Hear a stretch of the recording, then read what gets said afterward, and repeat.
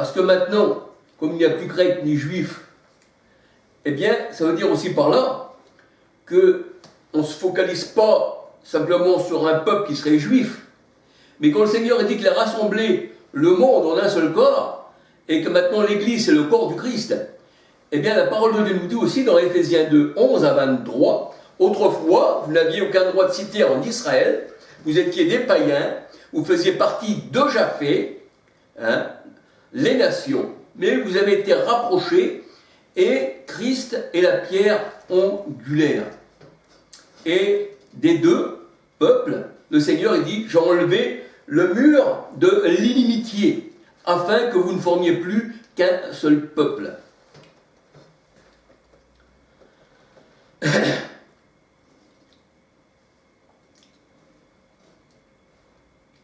Et Christ nous a greffés sur l'olivier naturel d'Israël, Romains 11, versets 16, 17. Et c'est pour ça que la parole nous dit, si les racines sur lesquelles nous sommes sont saintes, les branches le sont aussi.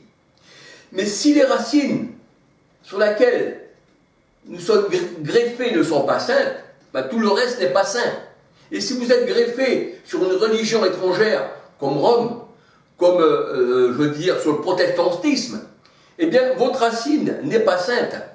Et vos branches non plus, et vos fruits non plus. Donc il faut être greffé sur l'olivier naturel d'Israël. Pourquoi? Parce que le salut vient des Juifs. Jean 4, 22. Et c'est pour ça que le Seigneur disait à ses disciples, dans Actes 1 à 8, ne vous éloignez pas de Jérusalem, ne vous éloignez pas. Pourquoi? Parce que vous recevrez une puissance, celle de l'Esprit Saint, vous serez mes témoins. Donc on voit qu'il ne faut pas s'éloigner de Jérusalem. Ésaïe 2, verset 3, Ésaïe 2, verset 3 nous dit que la loi sort de Jérusalem, de Jérusalem sort l'enseignement, la loi de l'Éternel. Donc pas ailleurs, vous n'aurez pas d'enseignement ailleurs que si vous n'êtes pas raccroché, greffé spirituellement, un avec le Seigneur, eh bien, qui est lui le roi des Juifs, qui est notre sauveur, parce que nous sommes aussi Juifs. Hein, nous sommes des Juifs circoncis le cœur. Le vrai Juif, c'est celui qui les circoncis le cœur. Romains 2, 27, 28, 29. Alors, le Seigneur dit que, eh bien, nous sommes Juifs et que Jésus, la parole de Dieu nous dit, il est le roi des Juifs. C'est-à-dire que c'est notre roi. Alléluia. C'est le roi des Juifs. Et on voit que la parole de Dieu nous dit que il faut qu'on soit greffé sur Israël, mais pas n'importe lequel d'Israël, pas n'importe laquelle Jérusalem. Galates 5,16 nous dit que c'est sur l'Israël de Dieu, pas l'Israël qui est, Galates 4,21 à 31, qui est la chair, 1 Corinthiens 10, 18, qui est les enfants de la chair, qui sont les enfants du monde, pas sur celle-ci. Et on peut dire que les religions protestantes, tout ça, sont basées sur cette chair, sur ce faux enseignement. Pourquoi? Parce que ils ont été trouver leur nourriture à Babylone. Et comme à Babylone, eh bien, il n'y a pas de pain ni eau, qui représente dans la parole de Dieu.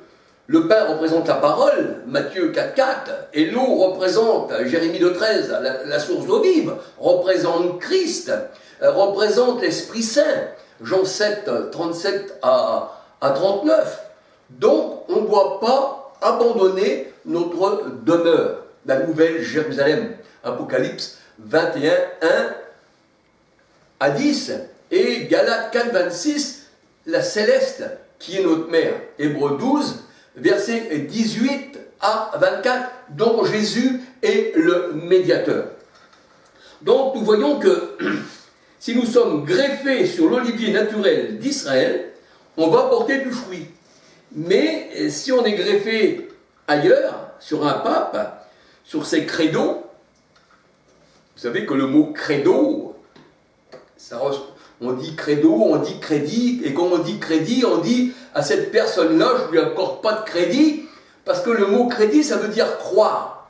Et le mot credo veut dire aussi croire. Alors vous, protestants, vous qui êtes rattachés à Rome, on va dire, à Constantin, eh bien, vous avez mis votre foi, vous avez mis votre credo, votre croyance, eh bien, dans des religions païenne.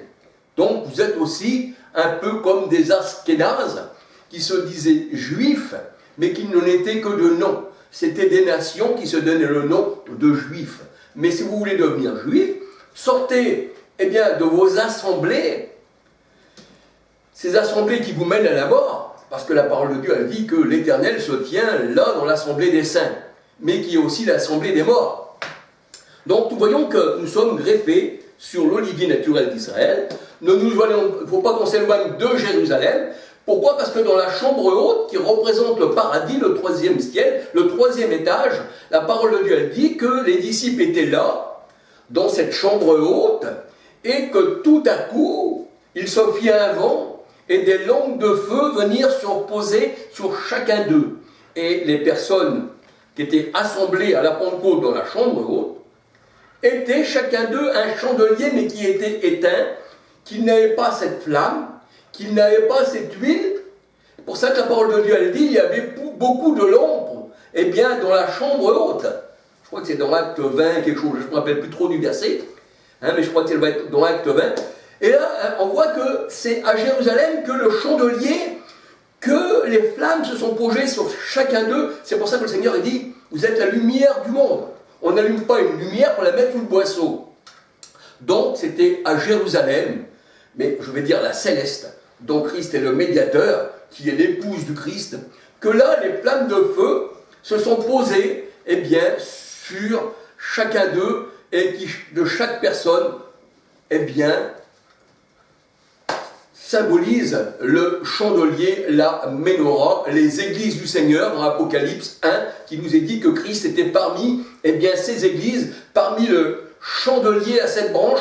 Et là, nous voyons que, malgré qu'il y a plusieurs membres qui ont été allumés à la Pentecôte, 120 personnes en tout, la parole de Dieu nous dit, quand nous regardons, quand il est parlé des 7 esprits de Dieu, des 7 églises, des 7 anges, quand on regarde le chandelier, si on le regarde, on voit qu'il est taillé dans une seule masse. Il ne fait qu'un seul chandelier, il ne fait pas 36 chandeliers. C'est pour ça que les 7 esprits de Dieu, c'est qu'un seul esprit, ça représente l'assemblée du Seigneur.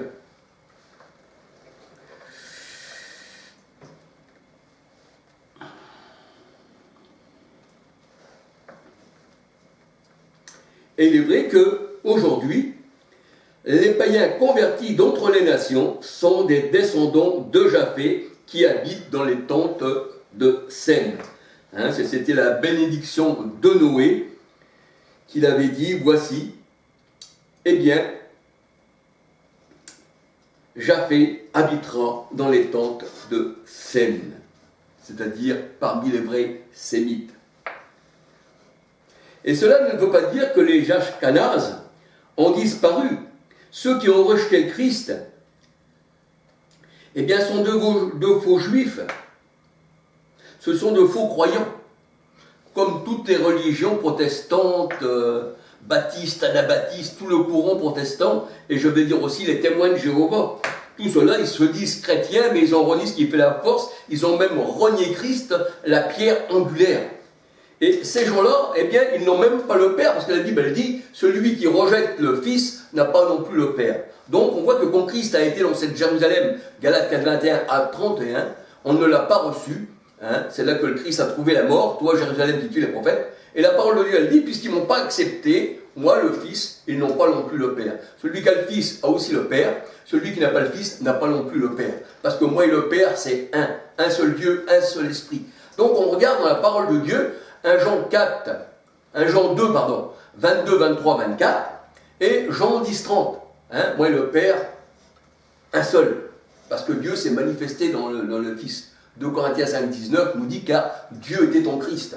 Dieu était ton Christ. Et Jésus disait, je vis par le Père. Le Saint-Esprit qui est le Père de Jésus-Christ, Jean 1, 18, 20, était en Jésus-Christ. Parce que Jésus était guidé, Luc 4, 1, par l'Esprit Saint, par laquelle il a été conçu. Cet enfant vient du Saint-Esprit. Et Jésus disait, le Père est en moi, et mon corps est son temple. Détruisez ce temple, et en 3 jours, je le relève. Jean 2, 19, 20, 21. Et les vrais circoncis du cœur, c'est nous.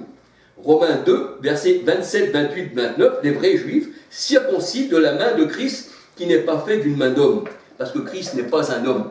Et Paul disait, eh bien que son évangile ne venait pas d'un homme. Galates 1.1, mon évangile, je ne l'ai pas reçu d'un homme, mais de Jésus-Christ. Donc, on voit que Paul lui-même ne considérait pas Jésus comme un homme, bien qu'il soit un homme, qu'il est venu à la position de l'homme pour nous sauver, pour se donner en sacrifice. Et les gens de ce monde, ceux qui se disent croyants, qui se disent même appartenir à Christ, ils ne savent pas faire la distinction entre un vrai juif et un faux juif. Et la parole de Dieu nous dit, eh bien qu'il est vrai que tous ne sont pas enfants d'Abraham. Il y a beaucoup qui se réclament enfants d'Abraham, mais la parole de Dieu nous dit, tous ne sont pas enfants d'Abraham. Et oui, le Seigneur, quand il parlait aux Juifs dans Jean 8, quand on regarde Jean 8, quand le Seigneur dit, eh bien, voici le Fils de l'homme, eh bien, va vous affranchir, il va vous rendre libre. Et bien, les Juifs, selon la chair, disaient, ben, nous sommes esclaves de personne, nous avons pour père Abraham. Et le Seigneur, il dit dans Jean 8, 43, 44, je vous dis que vous avez le diable pour père.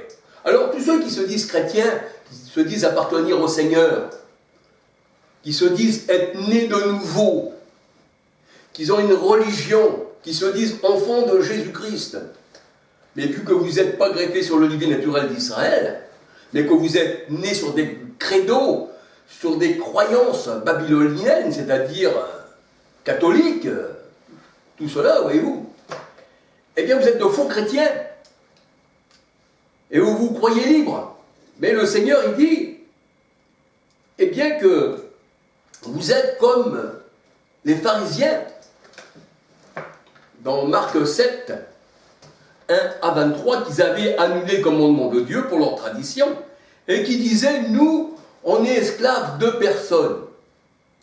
Mais ils étaient dans les religions d'hommes, parce que c'était des traditions d'hommes, c'était des paroles d'hommes. Et eux, ils se croyaient libres. Ah, ils étaient beaux de l'extérieur, mais à l'intérieur, le Seigneur a dit, c'est de la mort. Alors, on voit que ces religions, c'est ça. Ils disent, nous, personne ne peut nous rendre libres, maintenant, nous voyons, maintenant, nous sommes vraiment des enfants de Dieu.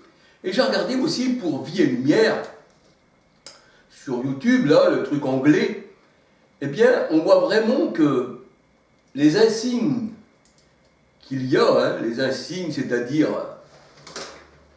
ces trucs anglais, hein, les dernières vidéos de chez Vie et Lumière, vous voyez, là, ça fait une couronne de laurier, et à l'intérieur, nous voyons qu'il y a comme un rond, hein, et ça représente les cornes d'Égypte, et ça représente le soleil, ça représente le taureau, ça représente le veau d'or, ça représente, eh bien, la doctrine égyptienne. Et dans Vie et Lumière, hein, sur les vidéos anglaises, eh bien, nous voyons ces insignes. Et nous voyons par là que cela ne vient pas du Seigneur, mais cela vient de l'Égypte. Et c'est pour ça qu'ils sont comme les pharisiens, le Seigneur il les appelle aussi l'Égypte. Dans Galates 4.21 à 31, le mont Sinaï, Agar, Ismaël, qui faisait partie aussi de la descendance de Japheth. Et nous voyons aussi que ce sont des enfants de la chair en vérité, qui ne connaissent pas la parole de Dieu. Et si on les interroge, alors bien sûr, alors là ils s'opposent à la parole de Dieu. C'est là qu'on voit que ce sont des satans, parce que Satan signifie simplement quelqu'un qui s'oppose à la parole de Dieu. Hein, c'est un adversaire. Satan veut dire simplement adversaire. Ça ne veut pas dire quelque chose d'autre que adversaire. C'est pour ça qu'il est dit dans la parole de Dieu, dans Luc 2.34, oui je crois que c'est Luc 2.34, il est dit que cet enfant, eh bien, sera un sujet de contradiction, il provoquera la contradiction. Et on voit que quand le Seigneur est venu, eh bien, il a trouvé de la contradiction parmi les ténèbres, parce que les ténèbres ne l'ont pas reçu. Les ténèbres sont en contradiction avec la lumière qui est Christ. Voyez-vous? Donc, quand je vous parle, eh bien, des Khazars, Parce que ces gens-là, ce sont des Khazars, hein, les Ashkénazes. Ce sont des Turcs, ça vient d'Espagne, ça vient d'Allemagne, c'est l'Europe, hein, c'est l'Occident, c'est Japhé, c'est les îles des nations. Eh bien, ils avaient, quand même, le Seigneur a posé les yeux sur eux. Il a posé les yeux sur les nations. Et il a choisi parmi les nations, parmi les enfants de Japhé, eh bien, ses élus. Et je dis Alléluia. Gloire au Seigneur. J'espère qu'il y en a d'autres qui sortiront de cette religion et qui viendront à la vraie église spirituelle du Seigneur. Hébreux 12, 28. Quand le Seigneur dit ne quittez pas votre assemblée, il parle de l'assemblée céleste. Hébreux 12, 18 à 24.